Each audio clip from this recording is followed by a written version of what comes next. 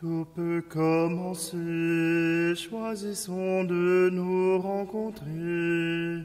Il suffit de s'accueillir pour grandir et s'épanouir, et croire que tout peut commencer.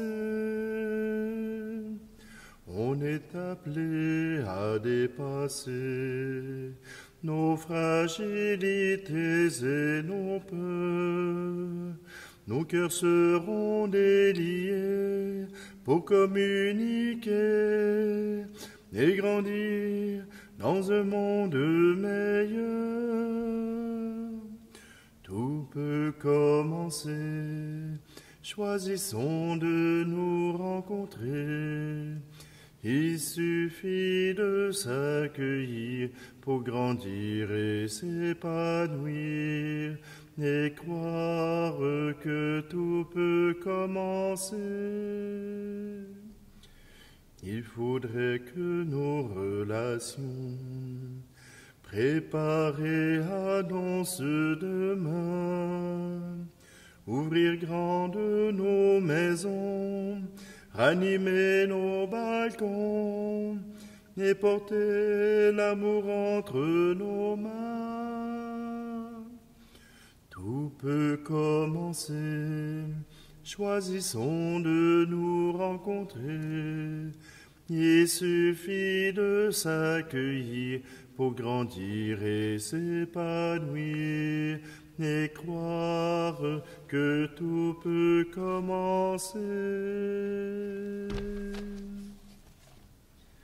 Nous sommes réunis au nom du Père, du Fils et du Saint-Esprit. Amen. Le Seigneur soit avec vous. Bonjour, aujourd'hui nous sommes mardi le 6 septembre et c'est un nouveau commencement, une nouvelle manière de vivre qui nous est proposée par Saint Paul, mais aussi par Jésus-Christ. À force de vouloir du neuf, tous nos partis politiques nous proposent du neuf, mais la vraie nouveauté, c'est l'amour de Dieu. Alors prenons un instant, approchons-nous de ce Dieu qui nous attend, de ce Dieu qui nous invite.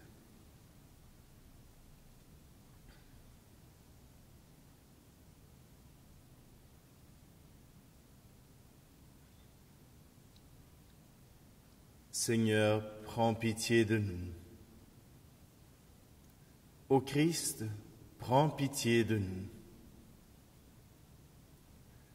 Seigneur, prends pitié de nous.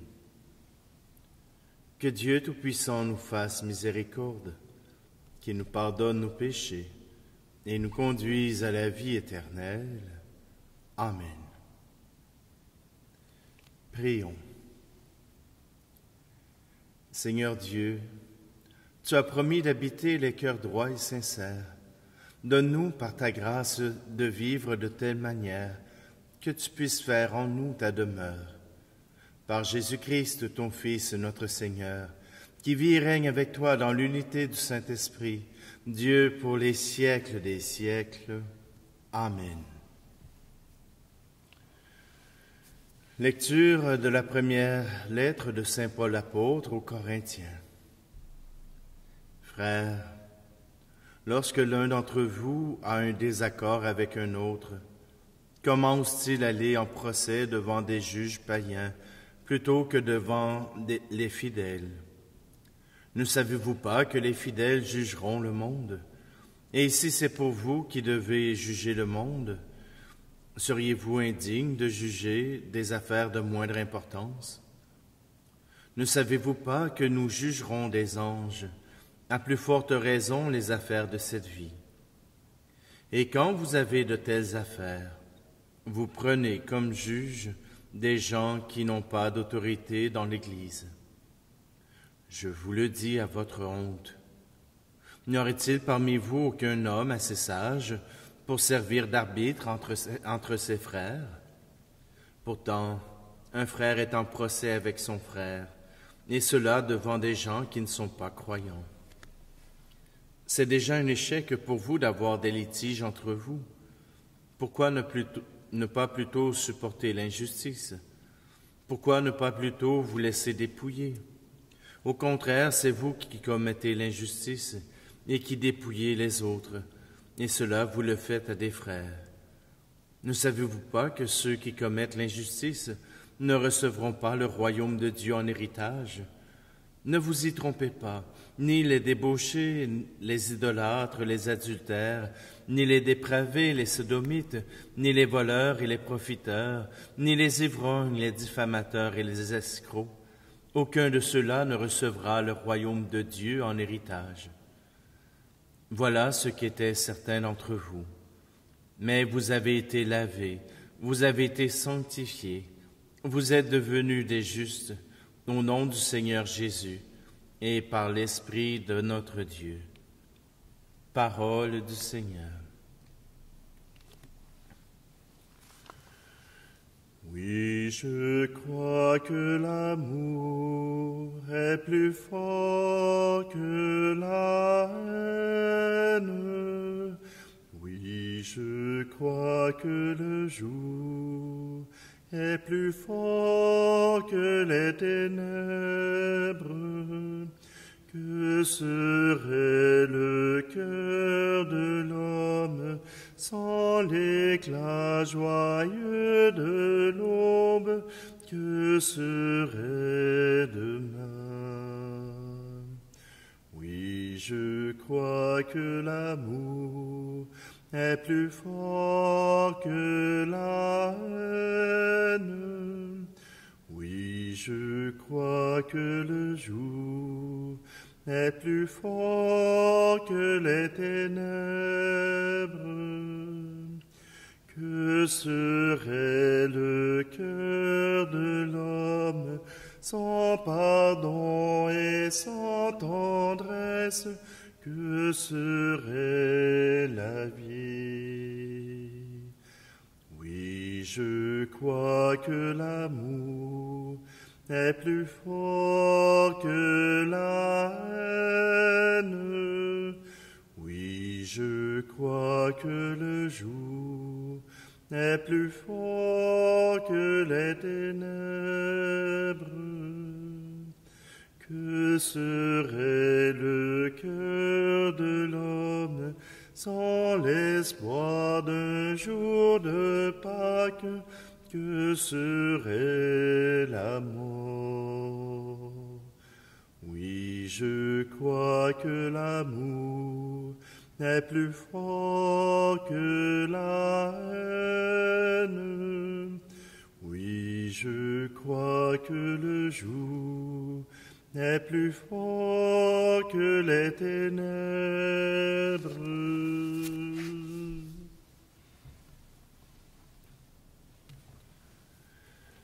Alléluia, Alléluia, Alléluia, Alléluia, Alléluia, Alléluia, Alléluia, Alléluia. C'est moi qui vous ai choisi, afin que vous alliez, que vous portiez du fruit, et que votre fruit demeure, dit le Seigneur.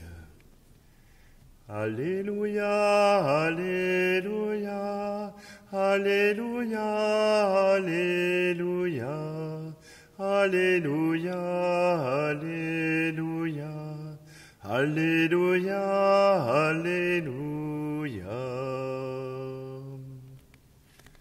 Le Seigneur soit avec vous. Évangile de Jésus-Christ selon saint Luc. En ce jour-là, Jésus s'en alla dans la montagne pour prier, et il passa toute la nuit à prier Dieu. Le jour venu, il appela ses disciples et en choisit 12, auxquels il donna le nom d'apôtres. Simon, auquel il donna le nom de Pierre, André son frère, Jacques, Jean, Philippe, Barthélemy, Matthieu, Thomas, Jacques, fils d'Alphée, Simon appelé le Zélote, Jude, fils de Jacques, et Judas Iscariote, qui devint un traître. Jésus descendit de la montagne avec eux et s'arrêta sur un terrain plat. Il y avait là un grand nombre de ses disciples, et une grande multitude de gens venus de toute la Judée, de Jérusalem et du littoral de Tyr et de Sidon. Ils étaient venus l'entendre et se faire guérir de leur maladie.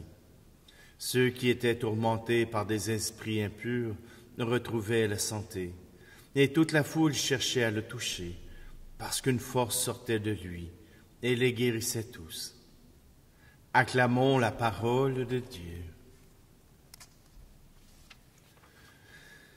Comprenez bien que je vais revenir sur ce que Paul a dit aux Corinthiens. N'y aurait-il pas un juge parmi vous? N'y aurait-il pas parmi vous quelqu'un d'assez sage pour départager les querelles que vous avez entre vous? Dans mon temps, on appelait ce juge « maman ». Non, mais simplement que c'est vrai que entre frères et sœurs d'une même communauté chrétienne, il faut parfois faire une juste part entre le désir de chacun. On n'arrive pas à communier et à vivre notre foi, notre vie selon les mêmes règles. Nous ne sommes pas des dieux, nous sommes des êtres humains.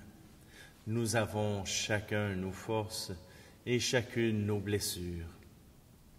Alors c'est normal qu'il y ait des accrocs, qu'il y ait des chicanes, qu'il y ait des difficultés à vivre ensemble. Mais là où Saint Paul dit « Vous serez les juges du monde »,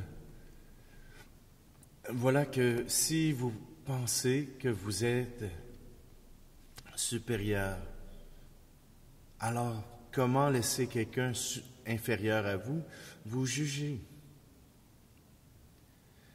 Mais Saint Paul ne nous parle pas de la supériorité de tous les croyants. Il ne nous parle pas de la supériorité des croyants. Mais que si nous vivons le message du Christ, celui de l'amour, alors nous essaierons de nous entendre. Oui, il y aura des gens qui vont profiter. Il y aura des gens qui vont faire le mal, même s'ils ont la marque des chrétiens, même s'ils ont reçu le baptême, même s'ils ont reçu tout ce qu'il faut pour être des chrétiens et des croyants. Il y en a qui feront encore le mal. Ceux-là, il faut les dénoncer. Et la peine la plus dure à donner, c'est l'excommunication. Et parfois,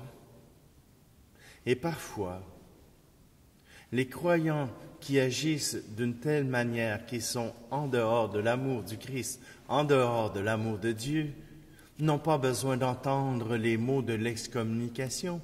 Ils se sont déjà excommuniés. Ils ont déjà refusé de communier à l'amour de Dieu, à l'amour des frères et des sœurs.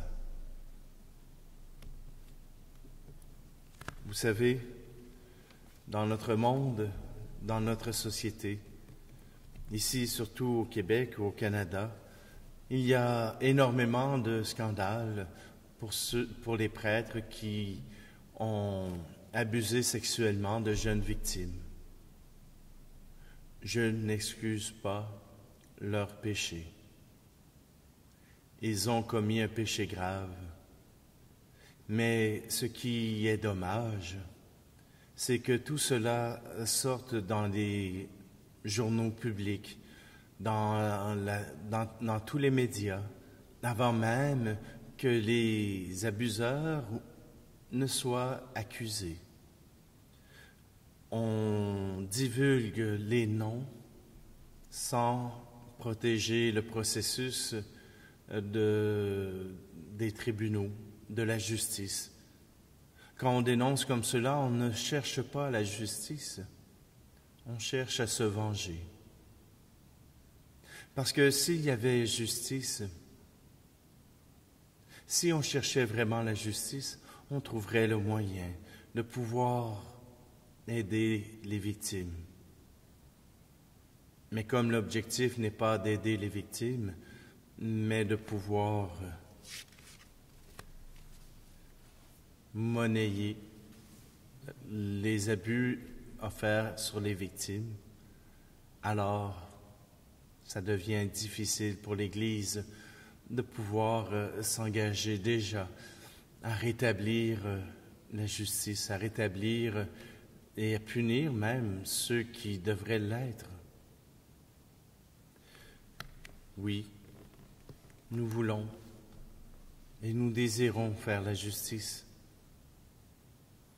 mais certains ont choisi que la justice soit faite par les autorités civiles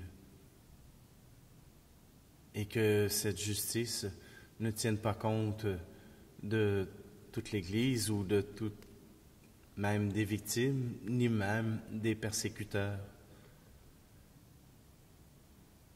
Vous savez, c'est difficile de prendre une décision lorsque nous n'avons pas les éléments nécessaires pour la prendre. Il est difficile de prendre une décision lorsque on apprend quelques années plus tard ce qui s'est vraiment passé. C'est difficile de prendre action à ce moment-là. Simplement qu'aujourd'hui, Saint Paul nous dit de nous parler entre nous, de nous ouvrir les uns aux autres, entre nous, et que ceux qui sont abuseurs se fassent dénoncer, se fassent excommunier, puissent subir une pénitence à la hauteur de leur affront, et que nous puissions aider à guérir les victimes, celles qui ont reçu cet abus, celles qui ont été blessées par cette Église qui n'a pas pu les supporter.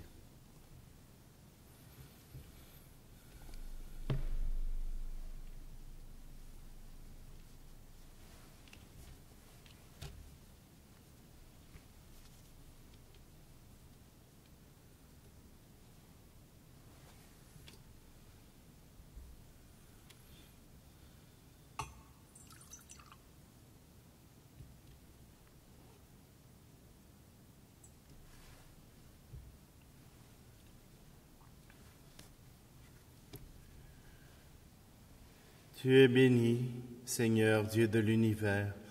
Nous avons reçu de ta bonté le pain que nous te présentons, fruit de la terre et du travail des hommes et des femmes. Il deviendra pour nous le pain de la vie.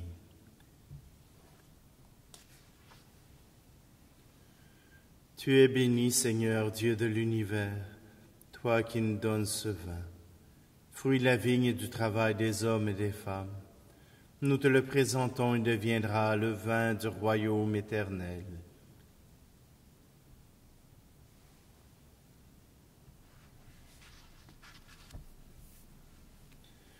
Prions ensemble au moment d'offrir le sacrifice de toute l'Église. Que cette offrande, nous t'en prions, Seigneur, nous purifie et nous renouvelle, qu'elle devienne pour ceux qui accomplissent ta volonté la cause de la récompense éternelle, par le Christ, notre Seigneur. Amen. Le Seigneur soit avec vous.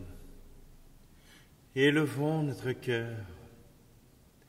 Rendons grâce au Seigneur notre Dieu. Vraiment, Père très saint, il est juste et bon pour ta gloire et notre salut, de t'offrir notre action de grâce toujours et en tout lieu. Par ton Fils bien-aimé Jésus le Christ, il est ta parole par qui tu as créé toutes choses. C'est lui que tu nous as envoyé comme Rédempteur et Sauveur, Dieu fait homme, conçu de l'Esprit Saint, né de la Vierge Marie, pour accomplir jusqu'au bout ta volonté et rassembler un peuple saint qui t'appartienne. Il étendit les mains lors de sa passion, afin de briser la mort et de manifester la résurrection. C'est pourquoi avec les anges et tous les saints, nous chantons ta gloire et d'une seule voix, nous proclamons. Tu es saint, Seigneur, ô notre Père, Paix aux hommes et gloire à toi. Terre et ciel sont remplis de ta gloire. Hosanna au plus haut des cieux. Hosanna au plus haut des cieux. Béni soit celui qui vient au nom du Seigneur. Hosanna au plus haut des cieux. Hosanna au plus haut des cieux. Toi qui es vraiment saint, toi qui es la source de toute sainteté, Seigneur, nous te prions. Sanctifie ces offrandes en répandant sur elles ton esprit, qu'elles deviennent pour nous le corps et le sang de Jésus le Christ, notre Seigneur. Au moment d'être livré et d'entrer librement dans sa passion, il prit le pain. Il rendit grâce et le rompit, et le donna à ses disciples en disant, « Prenez et mangez-en tous. Ceci est mon corps livré pour vous. »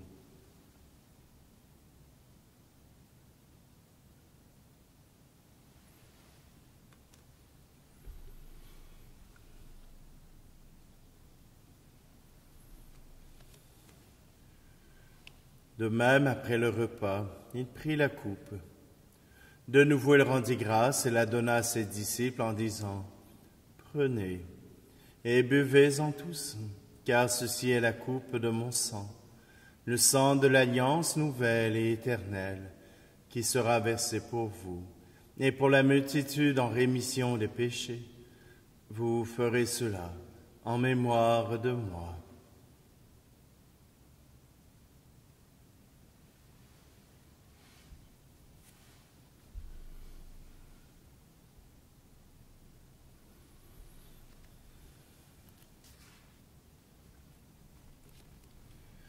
Christ est mort pour nous, Christ est ressuscité, nous t'attendrons, Seigneur Jésus. En faisant ici mémoire de la mort et de la résurrection de ton Fils, nous t'offrons, Seigneur, le pain de la vie et la coupe du salut, et nous te rendons grâce car tu nous as estimés dignes de nous tenir devant toi pour te servir. Humblement, nous te demandons qu'en ayant part au corps et au sang du Christ, nous soyons rassemblés par l'Esprit Saint en un seul corps. Souviens-toi, Seigneur, de ton Église répandue à travers le monde, et fais-la grandir dans ta charité, en union avec notre pape François, notre évêque Luc, et tous les évêques, les prêtres et les diacres. Souviens-toi aussi de nos frères et sœurs qui se sont endormis dans l'espérance de la résurrection, et souviens-toi dans ta miséricorde de tous les défunts. Accueille-les dans la lumière de ton visage. Et sur nous tous, enfin, nous implorons ta bonté. Permets qu'avec la Vierge Marie, la bienheureuse Mère de Dieu, avec Saint Joseph, son époux, les apôtres et tous les saints qui ont fait ta joie au long des âges, nous ayons part à la vie éternelle et que nous chantions ta louange et ta gloire par ton Fils Jésus, le Christ.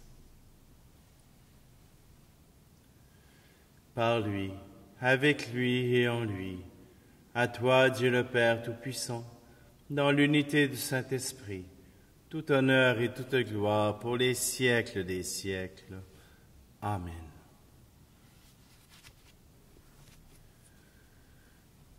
Et d'un seul cœur, prononçons l'amour que nous avons pour Dieu, pour nos frères et sœurs. Notre Père, qui es aux cieux, que ton nom soit sanctifié, que ton règne vienne, que ta volonté soit faite sur la terre comme au ciel. Donne-nous aujourd'hui notre pain de ce jour. Pardonne-nous nos offenses, comme nous pardonnons aussi à ceux qui nous ont offensés. et ne nous laisse pas entrer en tentation, mais délivre-nous du mal. Délivre-nous de tout mal, Seigneur, et donne la paix à notre temps. Soutenus par ta miséricorde, nous serons libérés de tout péché, à l'abri de toute épreuve, nous qui attendons que se réalise cette bienheureuse espérance, l'avènement de Jésus-Christ, notre Sauveur. Car c'est à toi qu'appartiennent le règne, la puissance et la gloire, pour les siècles des siècles. Seigneur Jésus-Christ, tu as dit à tes apôtres, « Je vous laisse la paix, je vous donne ma paix. » Ne regarde pas nos péchés, mais la foi de ton Église, pour que ta volonté s'accomplisse. Donne-lui toujours cette paix, et conduis-la vers l'unité parfaite, toi qui règnes pour les siècles des siècles. Amen. Que la paix du Seigneur soit toujours avec vous. Agneau de Dieu, qui enlève le péché du monde, prends pitié de nous.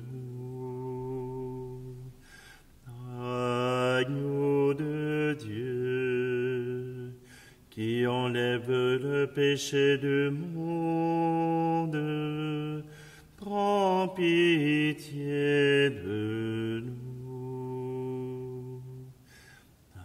Agneau de Dieu, qui enlève le péché du monde, donne-nous la paix.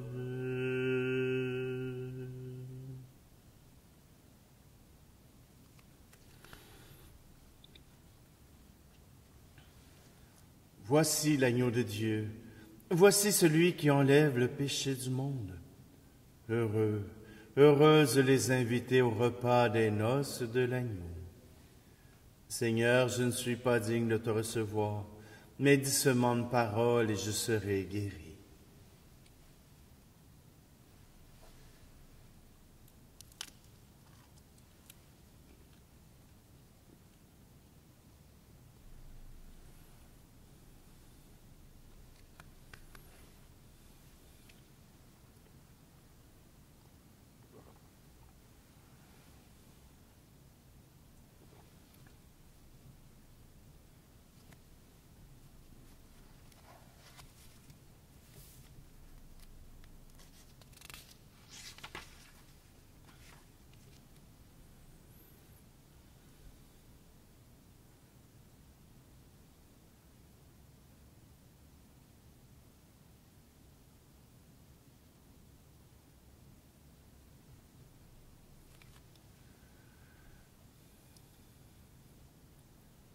Tu nous as fait goûter, Seigneur, aux joies du ciel, et nous te prions. Donne-nous de toujours désirer ce qui nous fait vivre en vérité. Par le Christ, notre Seigneur. Amen. Alors j'ai vu qu'il y avait des personnes qui avaient cherché dans le texte de Jean, dans les noces de Cana, combien il y avait d'invités. Je vous ai dit que ça dépendait de la version. Probablement que les transcripteurs de la Bible de la liturgie m'ont entendu, alors ils ont dit que Marie a dit qu'ils n'ont plus de vin. Mais avant, c'était dit, ils sont 120. Donc, ça nous donnait le nombre de personnes aux noces de Cana. Ils sont 120. Oui, 120. Simplement, désolé, c'était une question ardue pour plusieurs d'entre vous. Je vous reviens demain avec une nouvelle question, celle-là qui ne sera pas un jeu de mots, mais qui vous permettra aussi de pouvoir chercher dans la parole de Dieu ou même dans votre foi cette espèce de pouvoir, de questions pour chercher quelque chose qui nous apportera quelques précisions. Le Seigneur soit avec vous Et que Dieu Tout-Puissant vous bénisse, lui qui est Père, Fils et Esprit Saint. Amen. Allez dans la paix et la joie du Christ. Tout peut commencer, choisissons de nous rencontrer.